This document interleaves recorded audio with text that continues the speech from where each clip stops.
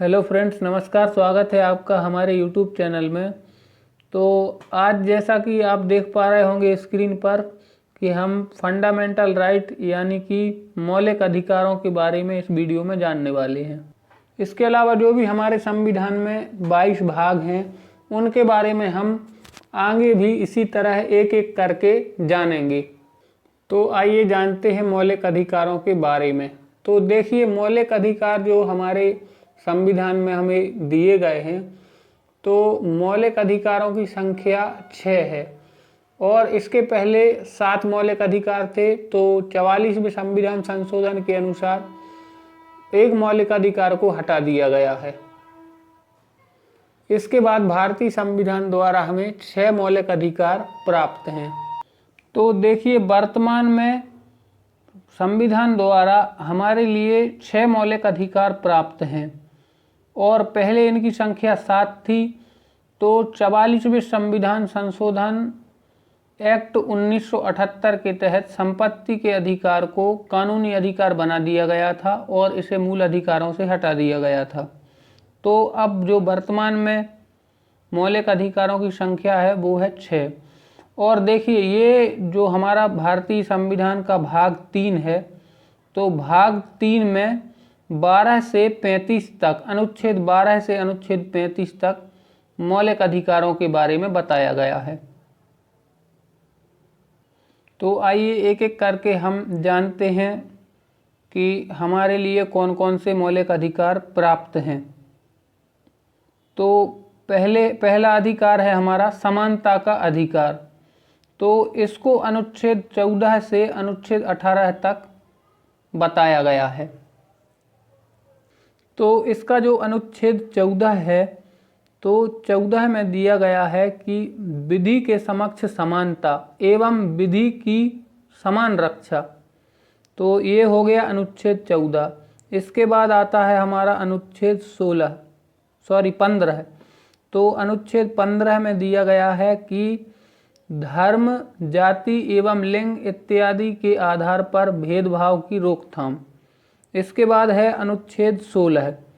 तो 16 में दिया गया है सार्वजनिक रोजगार की स्थिति में अवसरों की समानता। तो इसके बाद अनुच्छेद 17 है। तो 17 में दिया गया है अस्पृश्यता का उन्मूलन। इसके बाद है हमारा अनुच्छेद 18। तो 18 में दिया गया है उपाधियों का अंत या उपाधियों का उन्मूलन। तो ये था हमारा समानता का अधिकार, जिसको अनुच्छेद 14 से अनुच्छेद 18 तक बताया गया है। इसके बाद आता है हमारा दूसरा मौलिक अधिकार। तो दूसरे मौलिक अधिकार में हमें स्वतंत्रता का अधिकार प्राप्त है, जिसको अनुच्छेद 19 से अनुच्छेद 22 तक दर्शाया गया है। तो इसका जो अनुच्छेद 19 है, अनुच्छेद 19 में हमें 6 अधिकार प्राप्त हैं। स्वतंत्रता के 6 अधिकार प्राप्त हैं।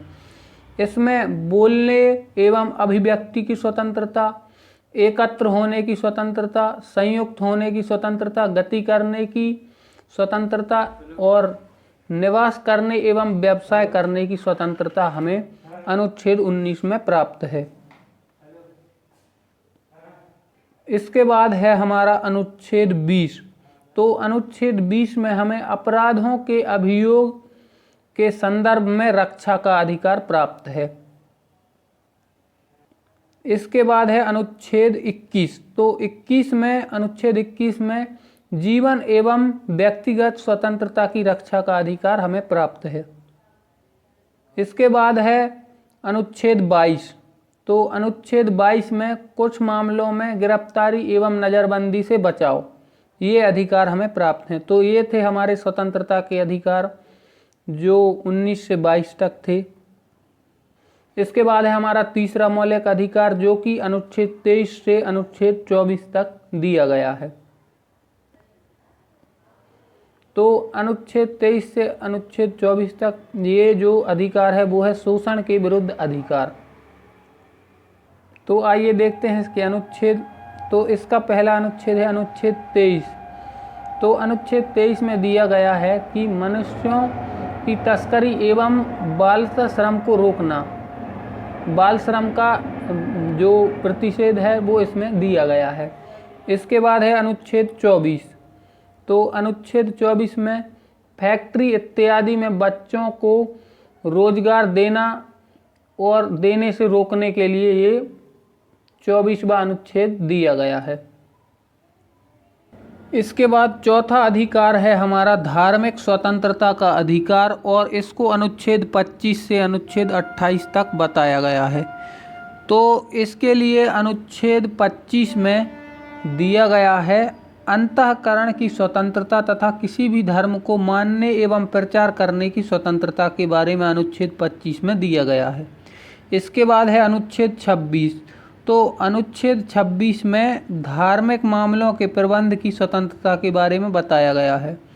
इसके बाद है अनुच्छेद 27। तो 27 अनुच्छेद में धार्मिक अभिव्यक्ति के लिए समुदाय की स्वतंत्रता के बारे में बताया गया है। इसके बाद है अनुच्छेद 28। तो अनुच्छेद 28 में राज्य द्वारा पोषित किसी संस्था में कोई धार्मिक शिक्षा नहीं दी जा सकती, इसके बारे में इसमें बताया गया है। और साथ ही विद्यार्थियों को किसी धार्मिक कार्य के लिए बाध्य नहीं किया जा सकता, ऐसा अनुच्छेद 28 में बताया गया है।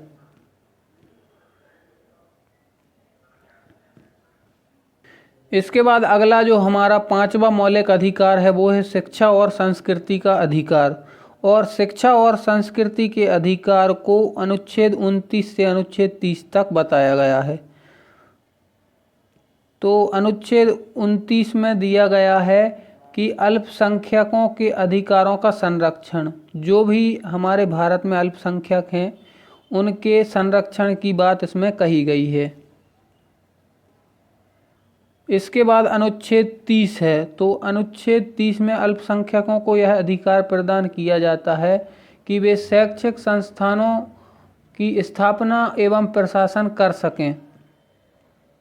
तो ये था हमारा अनुच्छेद 30। और इसके बाद हमारा 6वां और अंतिम मौलिक अधिकार है संवैधानिक उपचारों का अधिकार। तो इसको अनुच्छेद 32 से अनुच्छेद 35 तक संविधान में बताया गया है। तो दोस्तों ये थी हमारे जो भाग 3 में संविधान में मौलिक अधिकार दिए गए हैं उनके बारे में जानकारी। तो यदि आपको हमारा ये वीडियो अच्छा लगा हो तो हमारे इस वीडियो को लाइक करें और साथ ही चैनल को सब्सक्राइब करें और शेयर भी करें। धन्यवाद।